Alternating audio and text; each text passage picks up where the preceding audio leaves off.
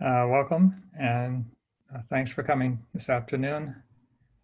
So there was one announcement I wanted to make at the beginning, which is that in the description of the course on the schedule, that it says that it happens every Sunday except for the first Sunday of the month. And that is because normally when this class was held in the temple on the first Sunday of the month, they have the singing bowls. But they're not doing the singing bowls right now. So this class will be here next Sunday, which is, I believe, July 5th. So that's just one note from the schedule. And today I wanted to talk about something that comes up a lot when people talk about Buddhism, and that is the issue of desire. There's a lot of different opinions about what Buddhism thinks about desire. Mostly those differences of opinions come from differences in the way various texts are translated. So I'm going to go over particularly the Four Noble Truths today and discuss how it really talks about desire and how you can develop an understanding of what Buddhism really believes about desire.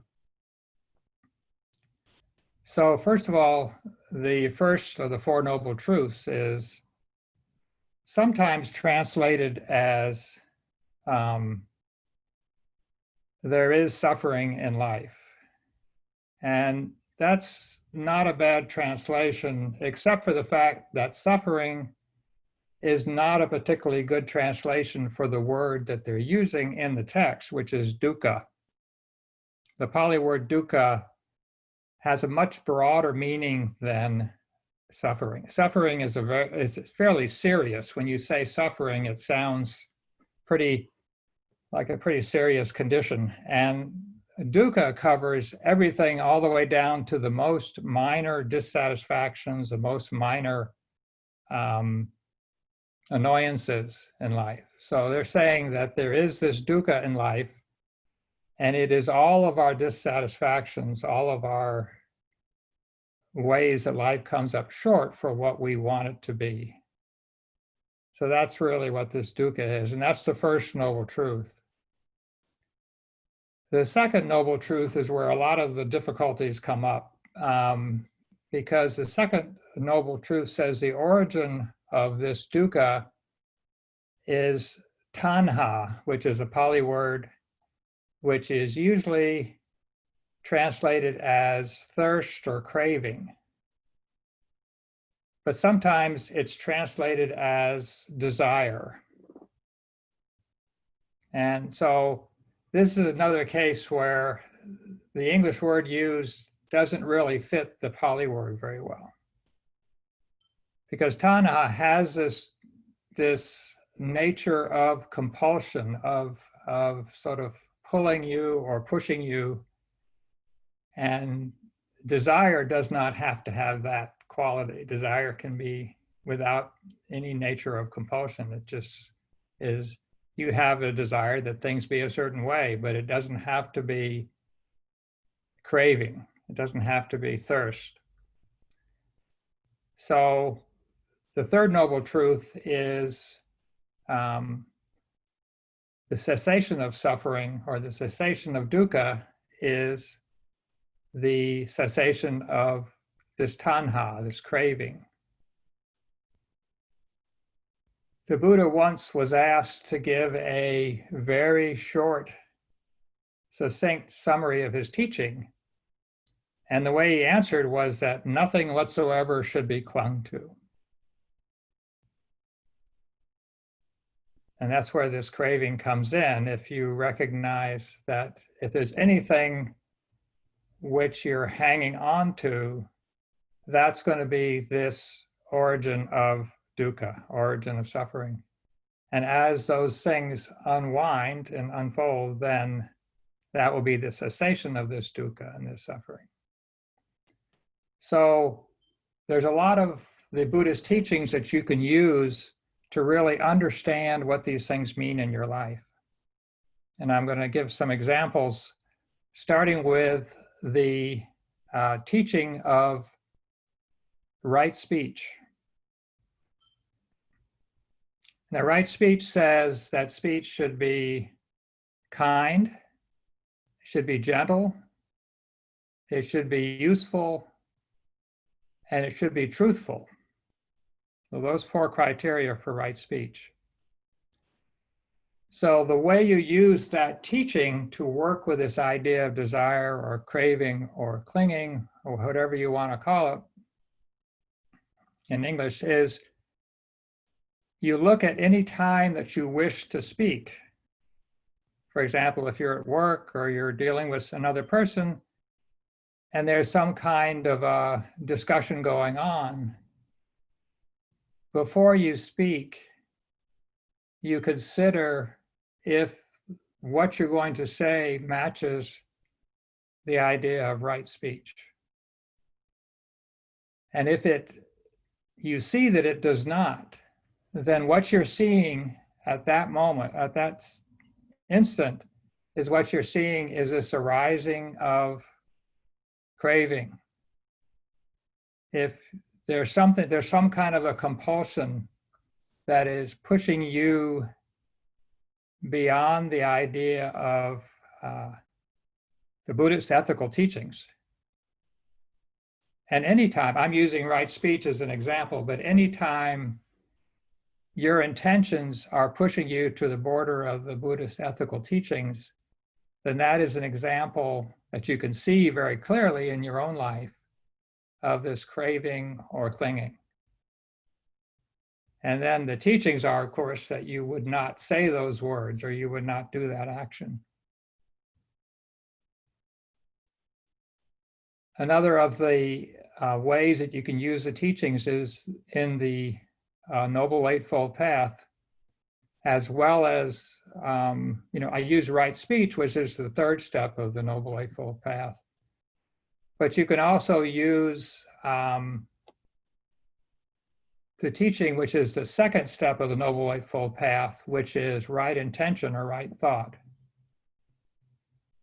And there's a description of right thought as being one of 3 things. It's thoughts of loving kindness, thoughts of compassion, or thoughts of renunciation.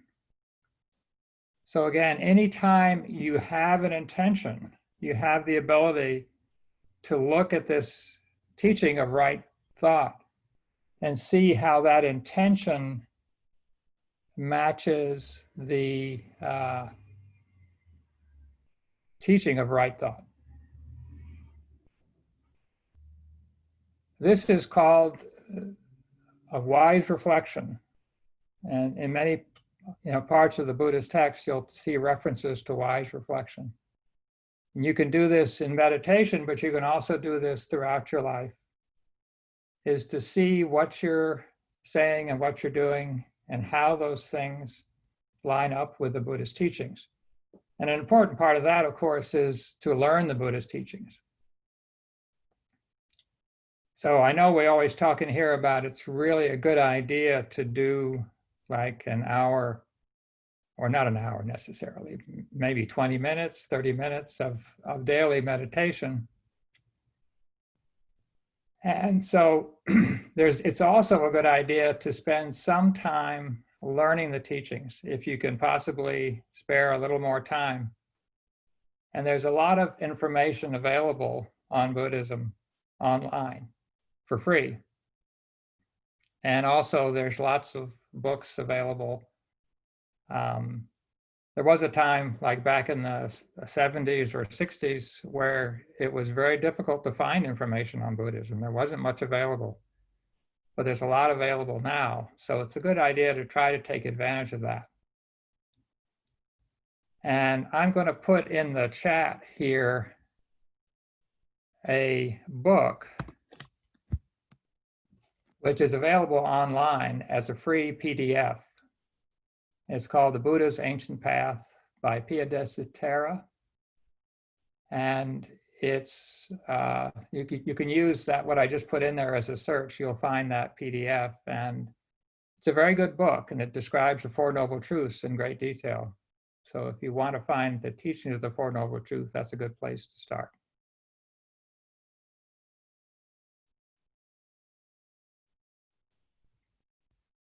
So are there any questions about anything that I've said so far? Could I ask a question, Bob? Sure. So you are not, if I understand you correctly, are you making a distinction between clinging and craving, or are you not? They're pretty close to the same thing. What I'm making a distinction of is the broader term of desire. So desire can be something that is helpful or something that is unhelpful, skillful or unskillful. That's the word that we usually use. We can say a skillful desire or an unskillful desire. And so our practice in the meditation and in wise reflection is to learn to tell the difference between a skillful desire and an unskillful desire. This is really the key to Buddhist practice, because as you begin to recognize what's skillful and what's unskillful, you can direct your intentions towards the skillful and away from the unskillful. Does that answer your question? Well, you didn't really say if you make a distinction between clinging and craving, but that's okay. No, I'm not really making a distinction between those two things. I mean, when the Buddha said nothing should be clung to, he's also saying that when craving arises, it should be abandoned. That's saying the same thing in two different ways. Okay. Let me kind of step back with something I've been thinking about. So there are things which are what I call the basic needs: food, shelter, right, clothing. Yes. And those are needs. Based on those needs, we have desires. Right. Okay. And then those desires are skillful if they're basic, like I want food, right? I'm hungry, I want food, right? But they can also become craving, right? And that's when they become unskillful. So you can have a desire which is skillful, but when it becomes a craving, it can become unskillful. Am I right? Yes, the Buddha had lots of teachings where he talked about the life of a layperson, not monks or monastics, but they had, necessities of life. And he praised people who took good care of themselves. But then again, you're using these teachings to recognize when that is crossing over from taking care of your necessities of life to a lack of contentment, where because he's praising in right intention, one of the right intentions is renunciation. So he definitely does not praise severe austerity. He tried that path himself and found it wasn't useful. It wasn't a good way to practice. So he recognizes serving the basic necessities of life. And he talked about things like having a good skill and being able to take care of yourself, take care of your family. All of these things he praised. But what he did not praise is where it goes to the point where it becomes a source of suffering. And you can tell when it crosses over from taking care of your basic needs in life to a source of suffering, because when it becomes a source of suffering, wanting of things become a source of suffering when you're always going to have some difficulty in obtaining those things that you want. That's the nature of life, is there some difficulty in obtaining them. So there's always two choices. There's the choice between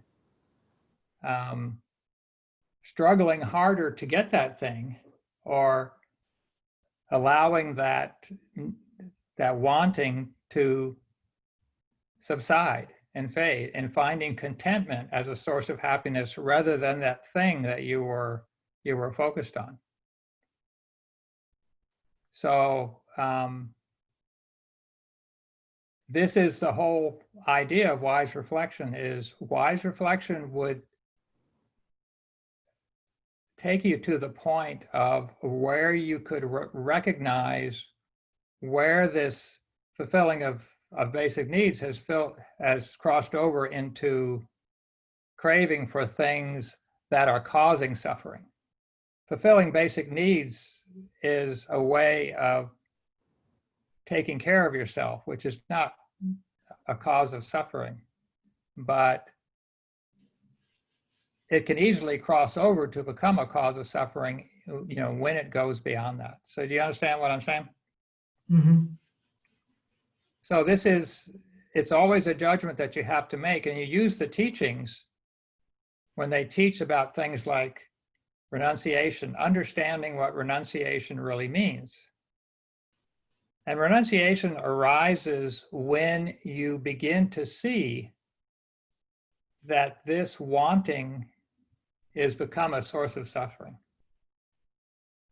Naturally, renunciation will arise when you see wanting has become a source of suffering. So that's why it's all a matter of paying attention and learning to see. That's why we do the meditation, we do all the trainings in Buddhism, is because we're learning how to see these distinctions, like the distinction that you're raising right now.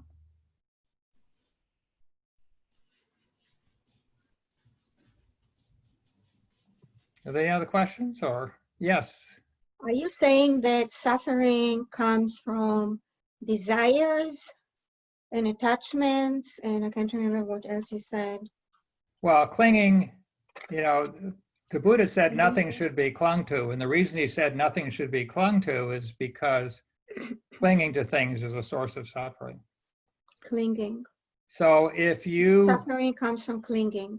Suffering comes from, yes, it comes from clinging and craving. Those are the two words that are used most frequently. So craving, you can want something, and it's not craving, but you can tell when it crosses over from just simple desire to craving when you feel the compulsion. You actually feel you can actually feel compulsion in your body. Like chocolate. You really want something, right? I really want chocolate. Yes, exactly. That's the perfect example, is because things like chocolate, or it may be coffee for me. I like to drink coffee. So if for some reason I can't have my cup of coffee, I can feel that. Yes. So I can feel that. The more you learn to pay attention, the more obvious it becomes when you're getting into this craving or this clinging, because it's a physical sensation. Okay. So suffering comes from physical sensations. Well, I mean, not from. clinging. Suffering is physical sensations that are unpleasant. Well, it's the physical sensations that are unpleasant that come from trying to hang on to things that you cannot hang on to. I see. So another one of the Buddhist teachings is impermanence, right? Everything changes. okay. So if you have a desire to hang on to something which is changing, like I have a physical body, right? It's going to get injured, it's going to get sick, it's going to get old, and it's going to die.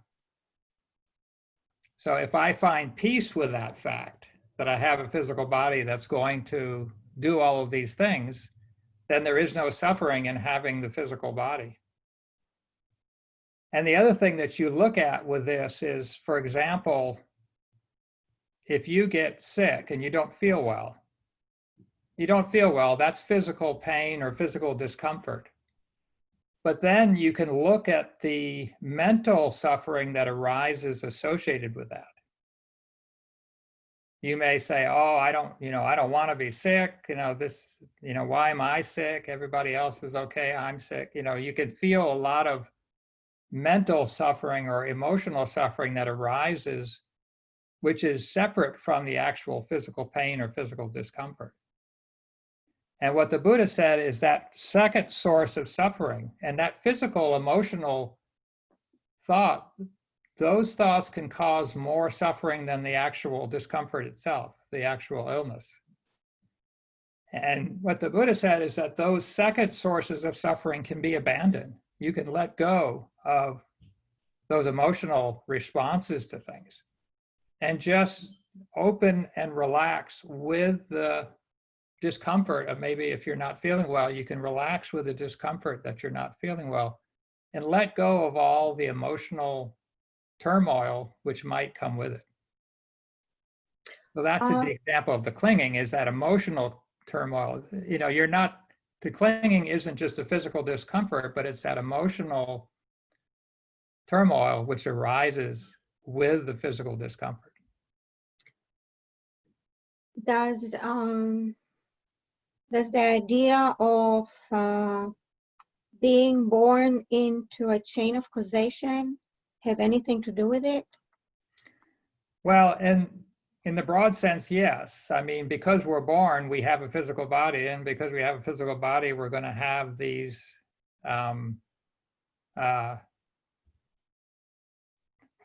the liabilities of having a physical body, which are injuries, illness, old age, and death. That's a natural consequence of having a physical body. It's a natural consequence of being born, is that you're going to deal with injury, illness, old age, and death. And You're this also is going to deal with the fact that, you know, there are other things maybe people who are dear to you are also going to have those same things, and that's going to be a source of sadness in your life as well. So that's a consequence of being born.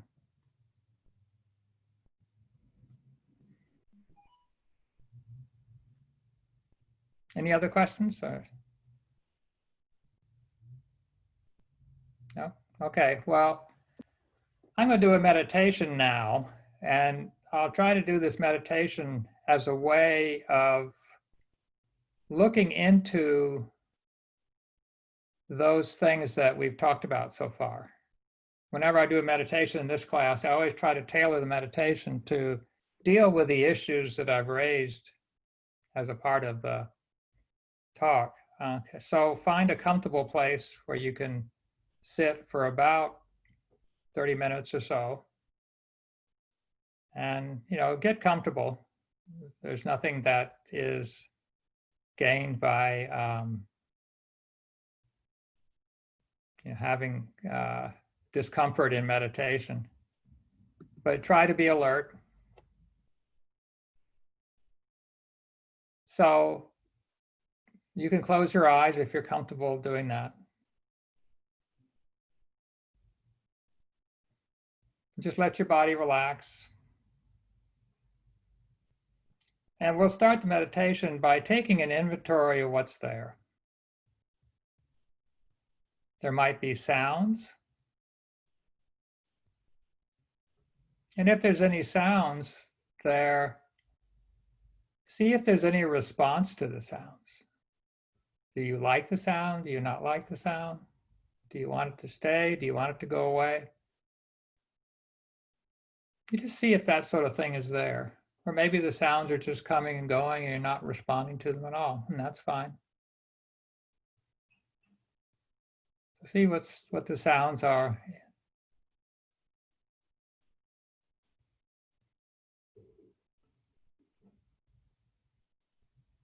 And what are your responses to the sounds?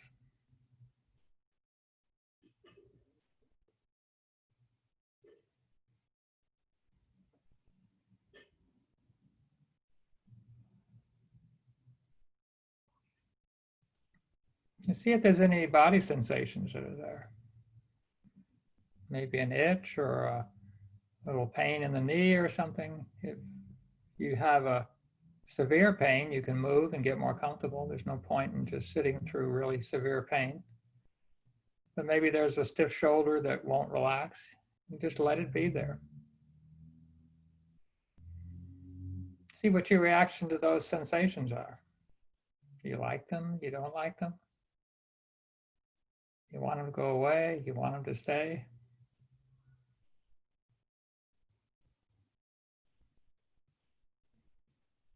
Make sure your hands are in a comfortable position.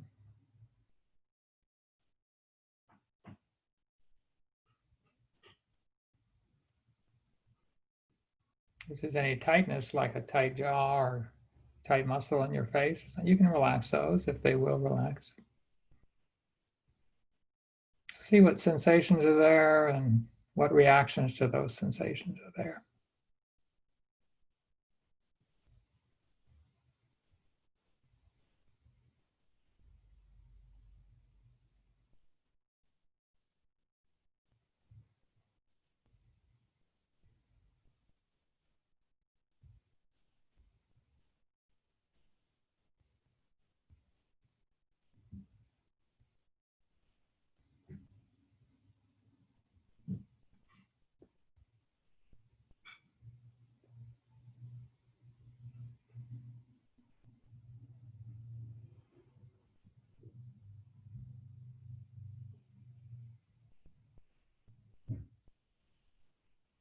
See if there's any moods or emotions there. Maybe a restlessness, or feeling a little tired, or feeling stirred up. See what kind of moods are there and see how you respond to those. You resist them or just let them be. See if you can just let them be. If there's resistance there, just let the resistance go.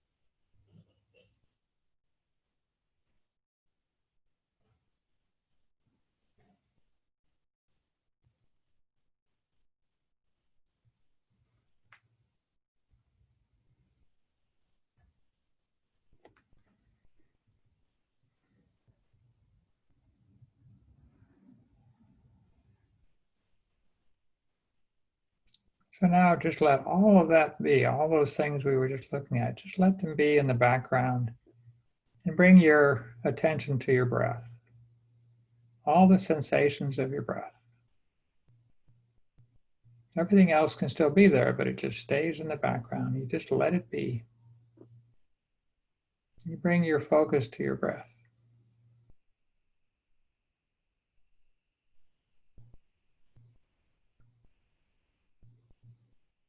You find a comfortable place to watch your breath. Could be the upper lip right under your nostrils. Might be your chest, your abdomen. You can see your abdomen rise and fall as you breathe. Maybe you want to put your focus there. A good place to watch the breath.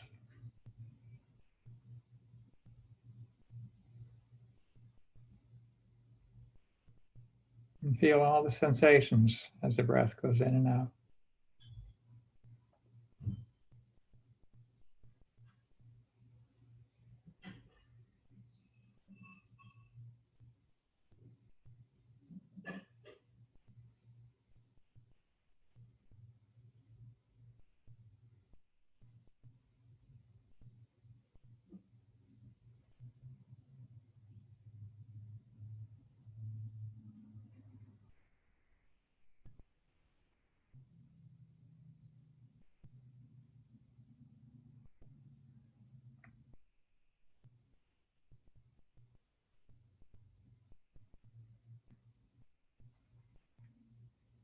So the breath can be fast or slow, or rough or smooth, long or short. Just whatever it is, just let it be whatever it is. Doesn't have to change it anyway.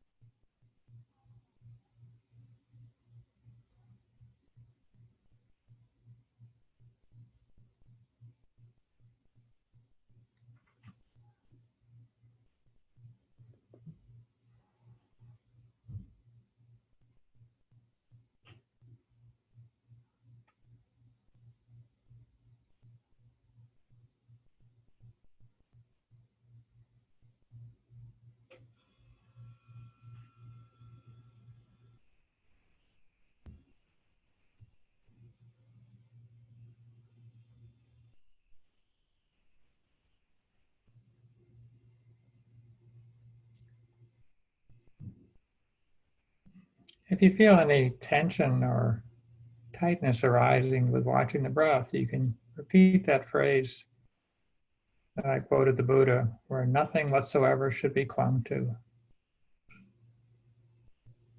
Just let everything go and just stay with the breath, just riding on the breath.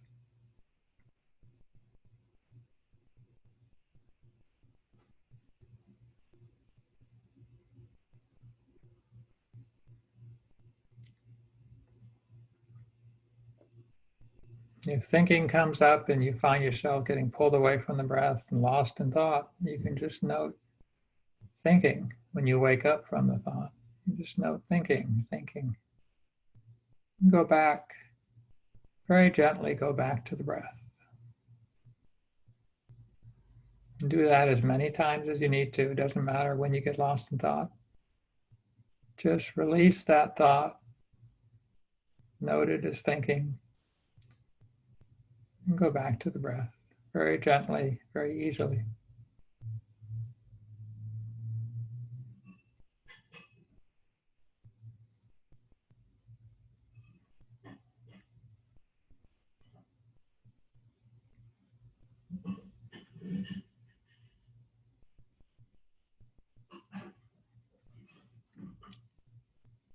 If it helps you stay connected to the breath, you can use a soft, silent mental note of in on the in breath and out on the out breath. Silently in and out.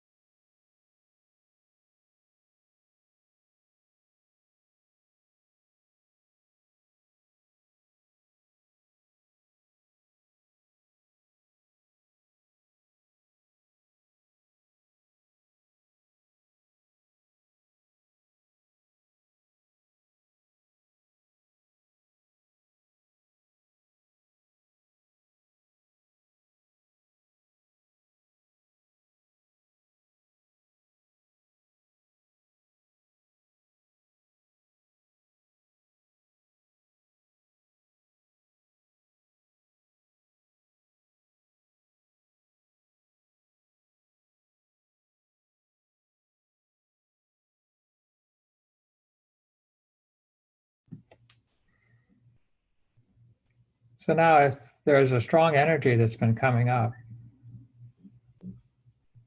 you can momentarily drop the breath and make that strong energy your object of meditation. And give it a name, whether it's worry or anxiety or planning or fantasy or anger, annoyance, whatever it is. Just give it a name. Anger has arisen, annoyance has arisen, worry has arisen, just whatever it is. And to see what it feels like in the body. What is the experience of this energy? If it's planning, what does planning feel like? Is there tightness or tension in that? See if you can see what is the element of wanting in this energy. There's somewhere in there, if it's something that's been coming up in your meditation, there's probably something of wanting in there somewhere. See if you can see what that is.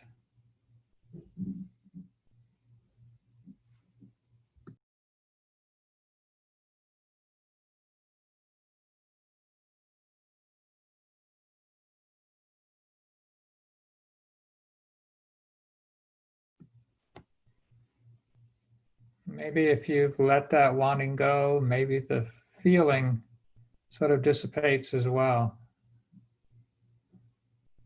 And then you go back to the breath.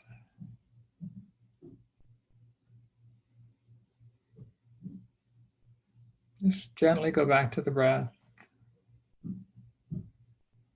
till the next energy comes up. Then maybe you can do the same thing. You can drop the breath and go look at that and see the same process. You give it a name. Fantasy has arisen. See what it feels like in the body. And what is the element of wanting in this particular energy?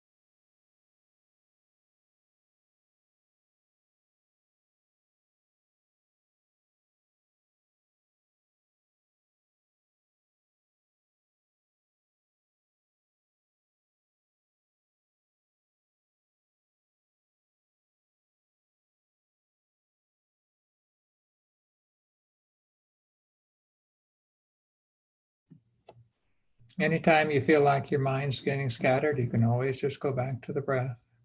Stabilize on the breath.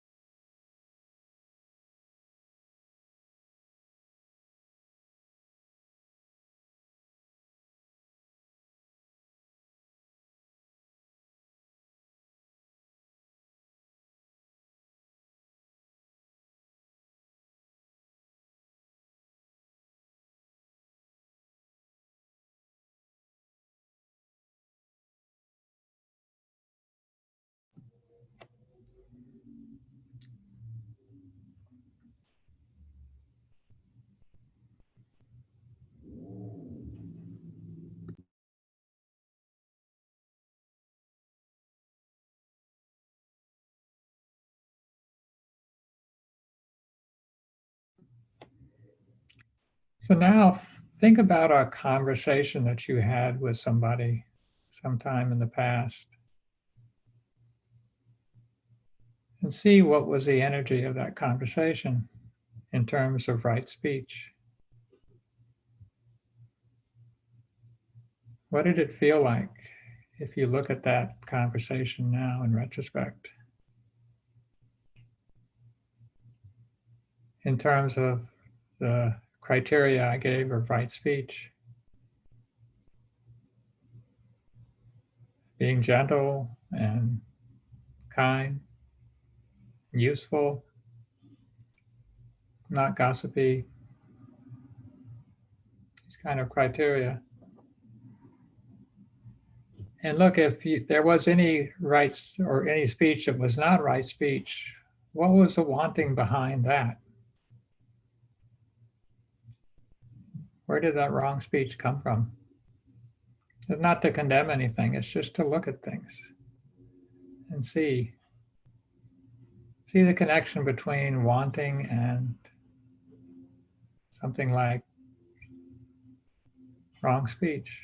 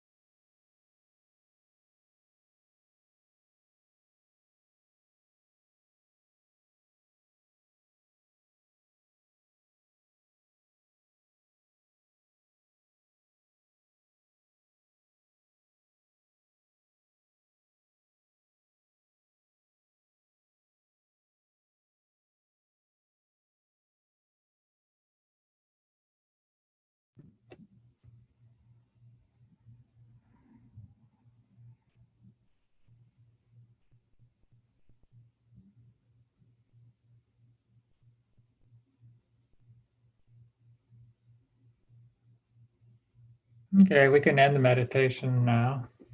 So you can relax and come back to the class.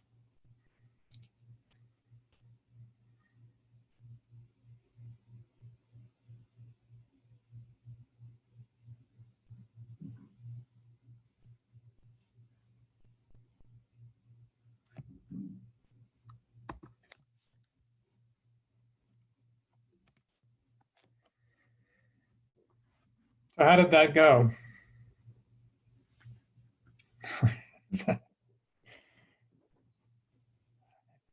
What was the effect of that meditation? Did it tell you anything you didn't already know?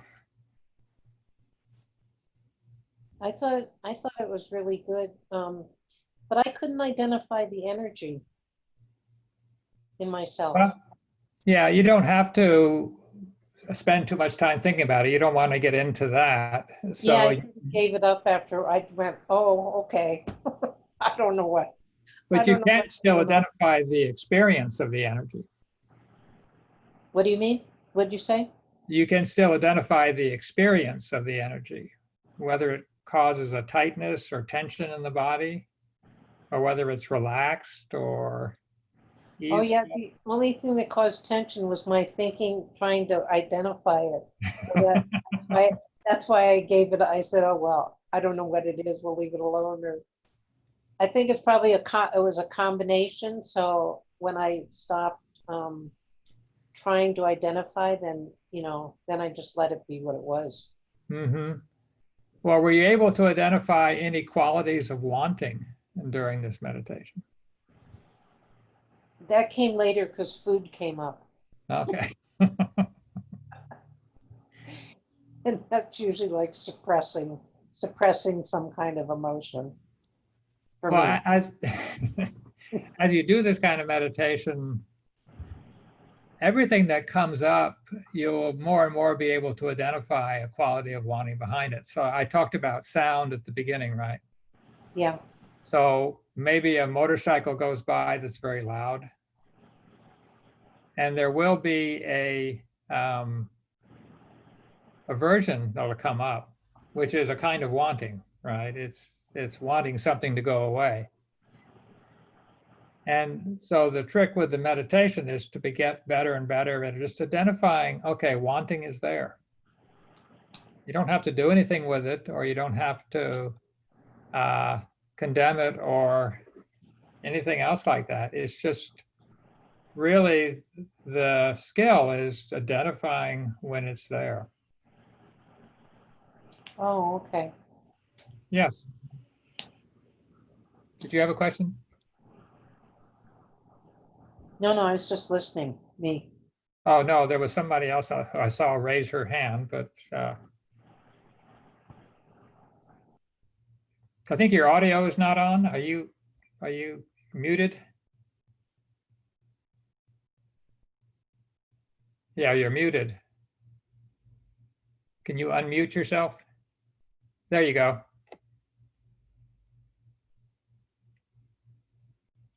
Yeah, now you should be unmuted, I think. No, you're still muted. Let me see. There, can you hear There me you now? are. Yeah, there you are. Fine.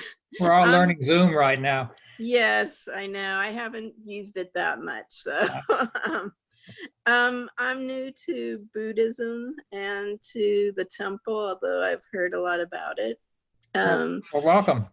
Thank you. So I saw that you had some different things on the schedule. So I thought, wow, I don't have to wait till I can actually be there in person. Yeah, we're So during the meditation, I came across different wantings. One that came up in a couple situations was control. Mhm. And also, well, I guess that is a sense of control. I've had a lot of kind of obsessive thinking right now with about my future and different like decisions I can make regarding that. But it's getting to the point where it's not really useful for me. Right. So I noticed that. Yeah, and one way to look at that is that when those kind of obsessive thinking comes on, to always bring yourself back to whatever it is that you're doing, because that gets you out of your head, right? And it's like you can be doing any task and you start thinking about the result of that task, and that's where the worry or the things come out. But if you just really bring your focus to the task itself, it's the same thing as watching your breath, except you're doing a particular task. I think last week I was talking about if you're washing dishes, you can be washing dishes and that's a very mechanical process, but then your thoughts can go off to somewhere else and all kinds of anxieties could arise, which would dissipate when you just bring your mind back to the washing the dishes. So it's just the same as you're doing. So you can do that as in many situations. That's helpful to deal with any kind of obsessive thinking. It's just bring yourself into your body and the process of whatever it is you're doing. Yeah, I tried that during my shower this morning. Keep bringing myself back instead of all this thoughts. Right. Yeah, it's just a training, and that's what the meditation trains as well. You get better at bringing yourself back as you do this training. And you get more control over your mind, and that's really what we all can use. It's helpful. Well, thank you. Well, you're welcome. And thank you for coming this afternoon. Is there any other questions from anybody? There was one other point I wanted to make, and that is a special kind of wanting, which you can look for, which is the idea of creating an image of yourself and creating and maintaining an image of yourself. And this is something that can be let go of. It's kind of a habitual pattern that most of us have. We want to be seen in a certain way from other people, and we think a lot about creating an image and how that image looks to other people. But the Buddha had a teaching of not self. That was one of the 3 marks of existence. The 3 marks of existence were impermanence, which we've already talked about. The unsatisfactoriness, which is the dukkha that we've talked about, this fact that it's very difficult to find satisfaction in the impermanent things of our life. But we spend a lot of time seeking a satisfaction in those things, but they don't do a good job of delivering it. So, and the third one was not self.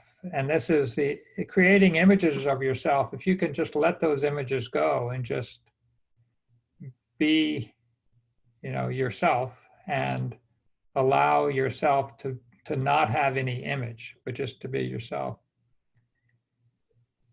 that you can let go of a lot of wanting in that way as well. So that's just something else.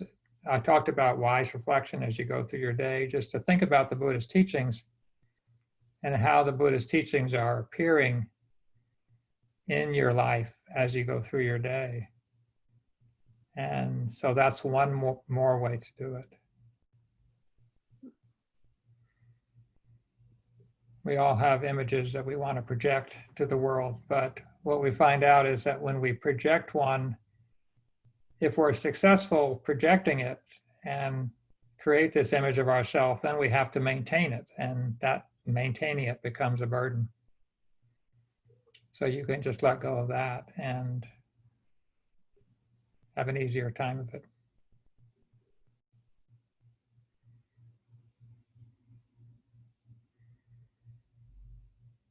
So I did, again, I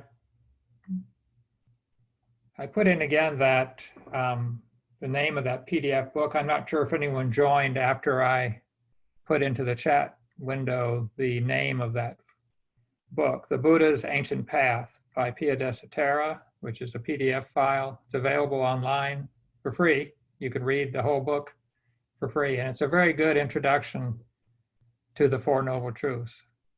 So if you have the time, it's well worth reading. Okay.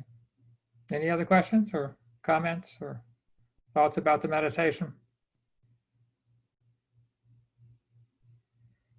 Okay, well, thank you all for coming. I appreciate you logging in today, and have a good week.